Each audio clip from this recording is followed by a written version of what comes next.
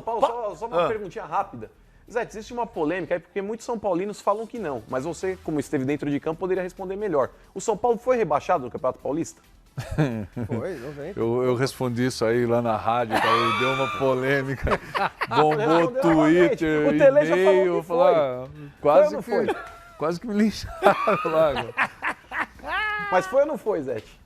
Então, Que foi. Se não que foi, se tivesse foi. sido, O ele São já Paulo fala assim, 90. não foi. Ele tá com o então, deu polêmica. O São Paulo foi. foi rebaixado em 90 para a Série A2 do Campeonato Paulista. E aí Foi mudaram a rebaixado. regra do Depois campeonato. Foi fizeram um rebaixado. cruzamento, Foi um cruzamento. entre os grupos e o São Paulo jogou. Inventaram Olha, o regulamento. classificavam 7 do grupo A e 1 do grupo B. Da segunda divisão. Aí os 8 se encontravam e nós fomos campeões Resumindo. paulistas. Resumindo. Caiu. Caiu, ele falou. Foi? Eu tenho que falar isso? Tá no duelo? Caiu ou não caiu, Zé? Eu acho que caiu. Claro que caiu, Zé. Caiu.